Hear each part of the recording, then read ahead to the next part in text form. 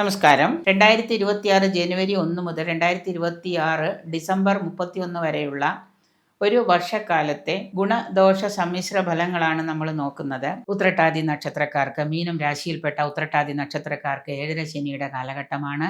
ശനി ജന്മത്തിലൂടെയാണ് കടന്നു പോകുന്നത്. 2026 ജൂൺ 2 മുതൽ വ്യാഴം 5-ലാണ്, രാഹു 12-ലാണ്, കേതു 6-ലൂടെ സഞ്ചരിക്കുകയാണ്.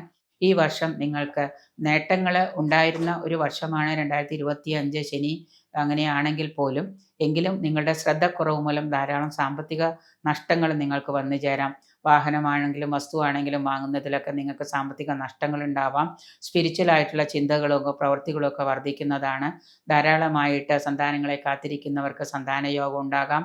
പുണ്യയാത്രകളും തീർത്ഥയാത്രകളും ഒക്കെ നടത്തേണ്ടി വരുന്നതാണ്. ശനിയുടെ സ്വാധീനം മൂലം ലോങ് ടേം ആയിട്ടുള്ള ഗോൾസ് സെറ്റ് ചെയ്യാനും അതിൽ ദീർഘകാല അടിസ്ഥാനത്തിൽ നിങ്ങൾക്ക് പണം ഇൻവെസ്റ്റ് ചെയ്യാനും സംരംഭങ്ങൾ തുടങ്ങാനൊക്കെ നിങ്ങൾ തീരുമാനിക്കും. എങ്കിലും ഒരുപാട് പണം വാരിക്കോരി ഇൻവെസ്റ്റ് ചെയ്യേണ്ട. കടം വാങ്ങിച്ചിട്ട് ഒരു മീഡിയം ലെവലിൽ നിങ്ങളതിൽ ഇൻവെസ്റ്റ് ചെയ്യുന്നതും ദീർഘകാലമായിട്ടുള്ള ഗോൾസ് ആയതുകൊണ്ട് 5-6 വർഷം കഴിഞ്ഞായിരിക്കും നമുക്ക് അതിൻ്റെ റിട്ടേൺ കിട്ടുന്നത്. അതുകൊണ്ട് വളരെ ശ്രദ്ധിക്കുക. നിങ്ങളുടെ കരിയറിലെ സ്പിരിച്വൽ ഡെവലപ്മെൻറ്റ് ഉണ്ടാകുന്ന ഒരു കാലഘട്ടമാണ്. പൊതുവായിട്ടുള്ള ബന്ധങ്ങളും സൗഹൃദങ്ങളും ഒക്കെ നല്ല രീതിയിൽ കൊണ്ടുപോകാനായിട്ട് സാധിക്കുന്നതാണ്. തൊഴിലിലെ സ്ഥാനഭ്രംശം വരാതിരിക്കാൻ പ്രത്യേകം ശ്രദ്ധിക്കാം.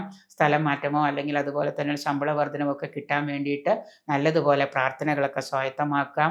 മനസ്സിനെയും ജീവിതത്തെയും പിടിച്ചുലയ്ക്കുന്ന പല മാറ്റങ്ങളും ചേഞ്ചസും നിങ്ങൾക്ക് വന്നു ചേരാം. വിദ്യാർത്ഥികൾക്ക് മത്സര പരീക്ഷാദികളിലൊക്കെ വിദ്യാഗുണം ഉണ്ടാകുന്നതാണ്.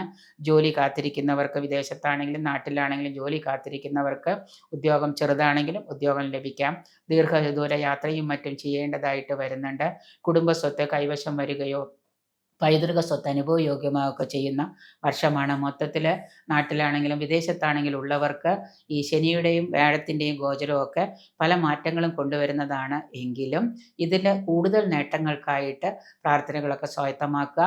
നല്ല രീതിയിൽ മനസ്സിനെ സൽചിന്തകളിലൂടെ സഞ്ചരിക്കാനായിട്ട് സമയം കണ്ടെത്തുക. വിദേശത്തൊക്കെ വസിക്കുന്നവർ കിട്ടുന്ന സമയങ്ങൾ പ്രാർത്ഥനകളൊക്കെ ഒന്ന് കൊണ്ടുപോകുന്നതും, ലഹരിക്ക് അടിമപ്പെട്ടിട്ടുള്ളവർ അതൊക്കെ ഒന്ന് മാറ്റി വെച്ച് കഴിഞ്ഞാൽ, പ്രത്യേകിച്ച് മീനം രാശിയിൽപ്പെട്ടിട്ടുള്ള നക്ഷത്രക്കാരും ലഹരിയൊക്കെ അടിമപ്പെട്ട് കഴിഞ്ഞാൽ പിന്നെ അവരുടെ ജീവിതത്തിൽ യൂഷ്വലായിട്ട് ഈ ഒരു കാര്യങ്ങളായിരിക്കും. അപ്പോൾ അതുകൊണ്ട് അതൊക്കെ ഒന്ന് മാറ്റി വെച്ച് കൂടുതൽ സമയം നല്ല കാര്യങ്ങളെക്കുറിച്ച് പ്രവർത്തിക്കുകയും ചിന്തിക്കുകയും സൽക്കർമ്മങ്ങളൊക്കെ ചെയ്യുക. മാതാപിതാക്കൾക്ക് അരിഷ്ടതയുണ്ടാകുന്ന കാര്യങ്ങൾക്കൊക്കെ കൂടുതൽ അവരുടെ കാര്യത്തിലൊക്കെ കൂടുതൽ ശ്രദ്ധ പതിപ്പിച്ചാൽ നല്ലൊരു വർഷമായിട്ട് 2026 നിങ്ങൾക്ക് കൊണ്ടുപോകാനായിട്ട് സാധിക്കുന്നതാണ്.